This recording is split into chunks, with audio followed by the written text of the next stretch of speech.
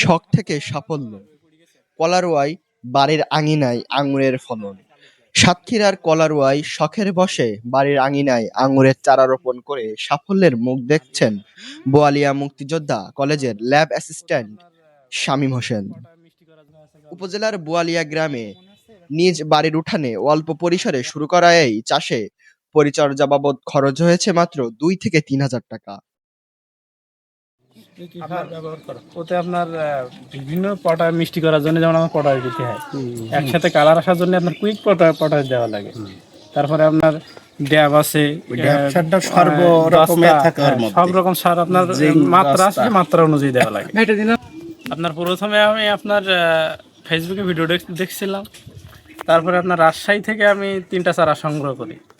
3টা চারা আপনার প্রথমে আপনার দেশি জাত ছিল, সেটা এখানে আছে, যেগুলো আপনার লবণ দিয়েও খাওয়া সম্ভব না, এত টক, এত পরিমাণ টক ওই দেশি জাতগুলো। তারপরে আমি আপনার আবার ইউটিউবে ভিডিও দেখি, ভিডিও দেখার পরে যে মনিরামপুর মাসনার বিলাল সাইফি ভাই, ওনার কাছ থেকে আমি চারা সংগ্রহ করি। উনি মূলত আপনার কুড়িগ্রামের রুল আমিন ভাইয়ের কাছ থেকে চারা সংগ্রহ করে। ওখান থেকে আমি আপনার 2025 সালের 5 মে মাত্র 1 বছরের মধ্যেই তার লাগানো 5টি ভিন্ন জাতের আঙুর গাছে ধরেছে সাদা ও লাল রঙের থোকা থোকা ফল। স্বাদেও মিষ্টি ও সুস্বাদু এসব আঙুর। বাকি 3টা আসেনি।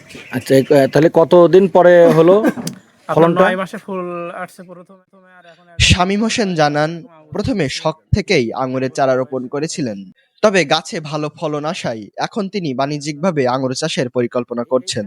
দেখছি এখানে কয়টা চারা লাগানো? এখানে আপনার এখানে 5টা আছে। এখানে 5টা। এখানে আছে বাইকুনুর, ভ্যালেস, আর আপনার Joy seedless, black magic, green long.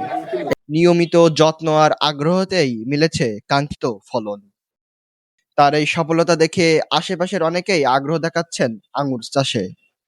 স্থানীয়রা বলছেন, বাড়ির আঙিনায় এমন ব্যতিক্রমী ফল চাষ অন্যদেরও উৎসাহিত করবে। 2 থেকে 3 হাজার টাকার মতো খরচ এই 1 বছরে? হ্যাঁ, আচ্ছা আচ্ছা।